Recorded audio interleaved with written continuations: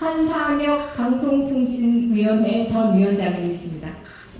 정현주 전 방송통신심의위원장님 참석하셨습니다. 남영진 전 KBS 이사장님 참석하셨습니다. 여러분 다 아시고 계신 것입니다. 오늘 오전 서울행정법원에서 방송문화진흥회 권태선 이사장님에 대한 해임 효력정지 가처분이 인용되었습니다. 권태선 방문지 이사장님 참석하셨습니다. 전두환식 언론 쿠데타에 맞서며 여러분 안녕하십니까? 저희는 오늘 한국 언론의 자유 그리고 방송의 독립이라는 대한민국의 헌법적 가치가 철저히 파괴되고 유린되는 참담한 현실에 직면해서 이 자리에 함께 섰습니다. 지난 5월 한상혁 방통위원장의 해임 이후 3개월 사이 윤석열 정권이 공영방송을 비롯한 비판 언론의 다양한 폭거는 가히 쿠데타적 수준입니다.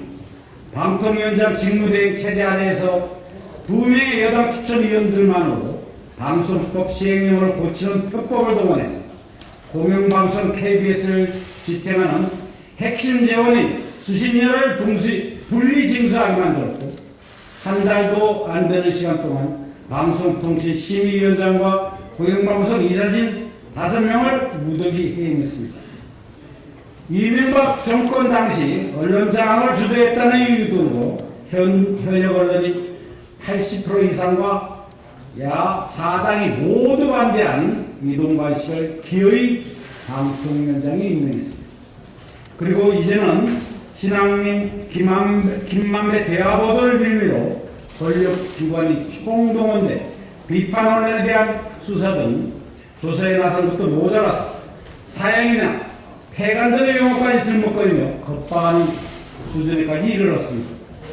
이런 경과를 보면 윤석열 정권의 목표는 단순히 KBS나 MBC의 경영진을 교체해서 그를 정권의 도구로 만드는 데 그치는 것 같지 않습니다. 이명박 시대의 언론 상황으로 되돌아간 전대가 아니라 그들의 진정한 목표는 보도 지침과 언론 통폐합으로 상용되는 전두환 시대의 언론 환경으로까지 퇴행하는 것 같습니다. 비판 보도를 하는 언론인은 검찰 수단을 동원해서 겁박하고 마음에 들지 않는 언론사는 원스트라이크 아웃 시켜버리며 가짜뉴스 분열이라는 명분으로 언론사의 보도 내용이 일일이 개입함으로써 권력의 뜻에 맞지 않은 보도를 상시 검열하고 나아가서 그것을 보도 지침화하는 그런 언론 환경 조성이 이 정권의 최종 목표인 것 같습니다.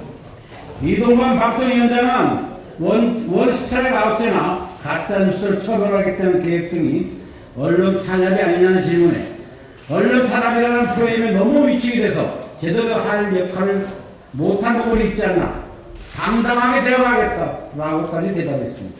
이는 이들 조처가 언론 탄압임을 스스로 인정한 것이자 언론 탄압 등 온갖 무리수를 다해서라도 이 정권의 목표라는 전두환 시대의 언론 환경으로 돌아가고자 하는 천명한 것이 아닐 수 없습니다.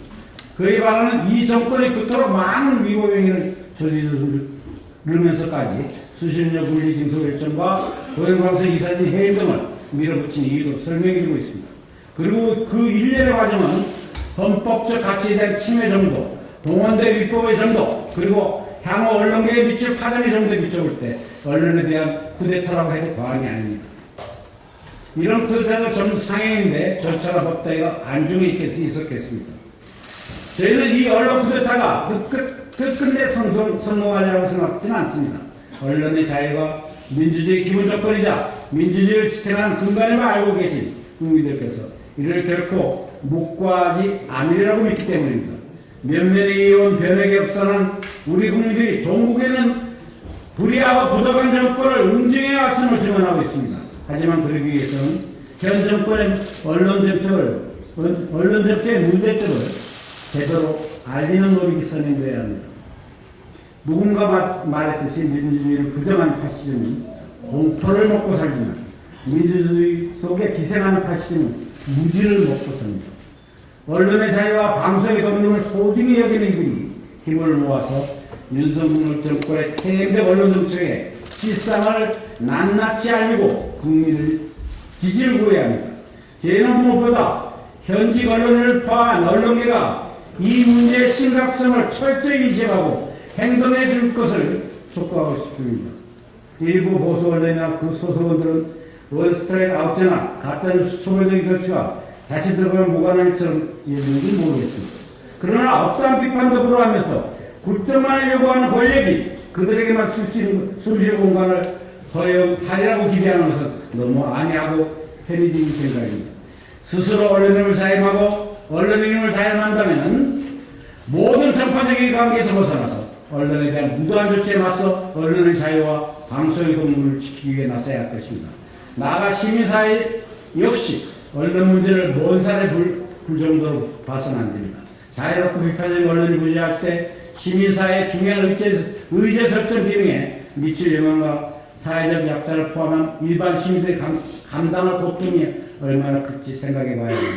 현재 언론 상황에서도 이태원 참사의 희생자 유가족이나 이동권을 요구하는 장애인들, 정당한 권리를 요구하는 노동계의 목소리가 제대로 들리지 않는데 보도 지침에 순응하는 언론만 존재하는 상황이 되려면 어찌될까 생각해도 두렵습니다.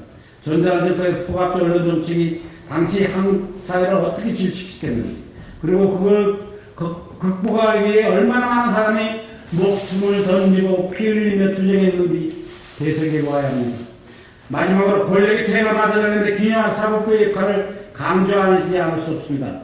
접근이 바뀔 때마다 정도의 차이점이 있지만 공영방송 이사진을 바꿔서 그 경지를 교체하는 시도가 되풀이되어 온 것은 우리 사법부가 제 역할을 다하지 못한 것도 없지 않습니다. 이제는 이런 악순환의 고리를 끊어내야 합니다. 사법부와 방송의 독립과 언론의 자유는 헌법적 가치를 유린하고 절차적 실제적 위법 행위를 저지르며 권력을 남용한 방통위에 대해서 사법적 통제를 함으로써 헌정 질서 수호자의 역할을 수행해 주길 바랍니다. 이렇게 각자가 자신이 맡은 바 역할을 다할 때 우리는 언론 불탄을 저지하고 언론의 자유와 방송의 독립, 그리고 우리가 소중히 갖고 온 민주주의를 지켜낼 수 있을 것 같습니다. 감사합니다. 9월 11일 전 방송통신위원장 한상혁, 전 방송통신심의위원장 동영주, 전 KBS 이사 남영진, 방송문화진흥회 이사장으로 돌아오신 권태선 일동 인사드립니다.